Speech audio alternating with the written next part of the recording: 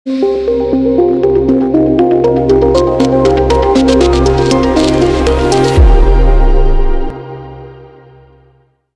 तुकाराम महाराजाला वैकुंठाला जाऊन 375 वर्ष पूर्ण होतात आणि हा 375वा गेली 2 वर्ष महाराष्ट्रात दिमाखात गाजतोय। तर याचा सांगता समारंभ कुठं करायचा?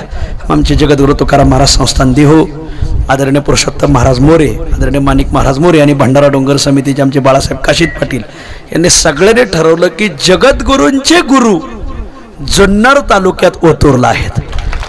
तर ओतूरला याचा सांगता समारंभ ठेवलेला आहे आणि म्हणून आपल्या सगळ्या जुन्नर, आंबेगाव, खेड, शिरूर, पारनेर, संगमनेर, अकोले आणि पुणेकर आणि मुंबईकर सगळी मंडळी एकत्र येऊन खूप खूप सुंदर नियोजनामध्ये जगद्गुरु तुकोबारायांच्या 375व्याचा सांगता समारंभ आहे।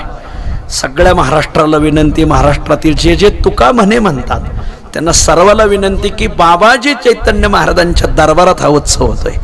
सामान्य नाही, ही मोठी चैतन्य परंपरा आहे। राघव चैतन्य, केशव चैतन्य सांगितले खुन माळिकेचे, मग बाबाजी आपुले सांगितले नाम आणि जगाला महामंत्र रामकृष्णारी याच जुन्नर तालुक्यात ओतूरला बाबाजी चैतन्य महाराजांनी जगद्गुरूंना दिला। त्यांच्या प्रांगणात हा महामहोत्सव आहे। 18 मे ते 25 मे या दरम्यान जगद्गुरु तुकोबारायांचा महामहोत्सव संपन्न होत आहे। जेवढे गाथ्यात अभंग तेवढे वाचक, 5000 वाचक, रोज 500 टाळकरी, कीर्तनाला रोज 25 पखवाज आणि कीर्तनाला पहिल्या दिवशी 25,000 लोक, चौथ्या दिवशीपासून 1,00,000 लोकांचं नियोजन आहे आणि काल्याला मात्र 1.5 ते 2 लाख लोकांना पुरणपोळी असं नियोजन केलेलं आहे। सकाळून 50 गावांच्या भाकरी आता, संध्याकाळून 50 गावांच्या भाकरी आता आणि मग 4 ते 6 काकडा भजन आहे। 6:30 ते 11 संगीत गाथा पारायण आहे। संगीत गाथा पारायण झालं का मग 11 ते 12:30 पुणे जिल्ह्यातली कीर्तन आहेत। म्हणजे हे जे 8 तालुक्याला एकच कीर्तन, एका तालुक्यात एक कीर्तन। 12:30 वाजता कीर्तन संपलं का 50 गावांची 1.5 ते 2 लाख भाकरी येणार आणि मग बाकीचा प्रसाद आपल्याला तिथं बनवायचा। 12:30 ते 4 या दरम्यान भोजन, नित्य नेमाचं भजन आणि मग नेमाचं भजन आणि हरिपाठ 4 वाजेपर्यंत।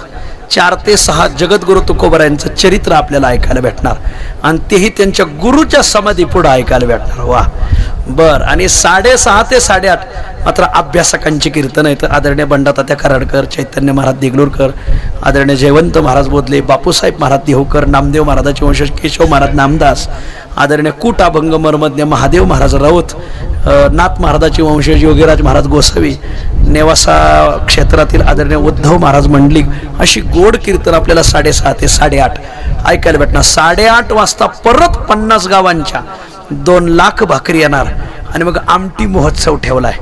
पहिल्या दिवशी 18 तारखेला आमच्या बिटी नाना डोंबरे यांनी मसाला वडी ठेवलेली, खूप सुंदर नियोजन केलंय त्यांनी।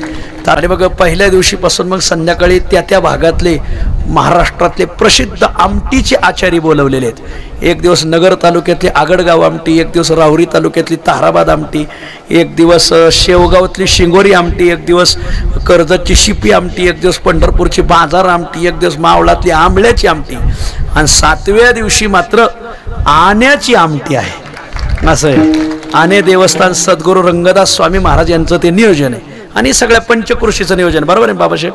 तर असं हे नियोजन आहे। महिलांची मुक्कामाची स्वतंत्र सोय, पुरुषांची मुक्कामाची स्वतंत्र सोय।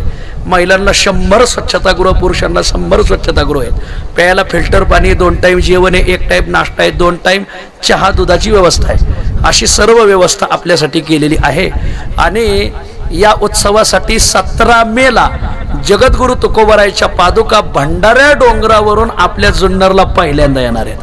भंडाऱ्याच्या पायथ्याला हेलिपॅड बनवलेलं आहे। देहू संस्थांची प्रतिनिधी, भंडारा डोंगरचे प्रतिनिधी तुकोबारायांच्या पादुका घेऊन स्वतः 8 दिवस इथं थांबणार आहेत। माऊली, आपण देहूला जात होतो, आता देहूच आपल्याकडे आलंय आणि म्हणून जगद्गुरूंचे गुरु ओतूरला बाबाजी चैतन्य महाराज बाहो शुद्ध दशमी पाहुणे गुरुवार केला अंगीकार तुका म्हणे।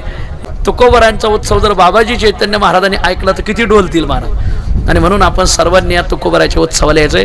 17 तारखेला तुकोबाराच्या पादुका दुपारी 3 वाजता येणार आहे। तर मिरवणूक ठेवलेली सगळ्यांनी मिरवणुकीला यायचंय। 375 वारकरी पुढे चालणार पताका घेऊन, त्याच्या पाठीमागे 375 महिला कळस घेऊन, त्याच्या पाठीमागे 375 महिला तुळस घेऊन, त्याच्या पाठीमागे 375 पखवाचे पखवाज घेऊन, त्याच्या पाठीमागे 375 टाळकरी टाळ घेऊन, सगळ्या टाळकऱ्यांनी यायचा, टाळ घेऊन यायचं.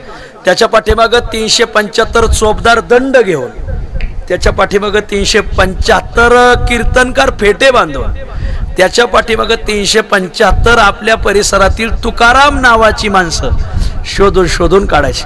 आणि म्हणून सगळ्याला विनंती की जेवढे आपल्या गावातले तुकाराम नावाच्या व्यक्ती असतील, टाळकरी असतील, विणेकरी असतील, मृदंग सेवक असतील, सर्वांना घेऊन आपण दुपारी 3 वाजेपर्यंत तिथं पोहोचायचंय. आणि तुकोबरायच्या पादुका हेलिकॉप्टरने आल्या का मग रथात घातल्या जातील आणि मोठी वाजत गाजत ही मिरवणूक दिमाखात बाबाजी चैतन्य महाराजांच्या समाधीपाशी जाणार, आरती होणार आणि मग तुकोबरायांचं मोठं रिंगण सोहळा होणार. आणि मग सगळ्यांचं जो संध्याकाळी पहिल्या दिवशी 10,000 लोकांचं जेवणाचं नियोजन केलंय. 17 तारखेलाच आदल्या दिवशी सप्ताह सुरू होतोय आणि सद्गुरू तुळशीराम बाबा सरकटे यांचं प्रवचन आहे. आणि म्हणून सर्वाला विनंती, आपण सर्वांनी या उत्सवाला यायचंय. राम कृष्ण हरी.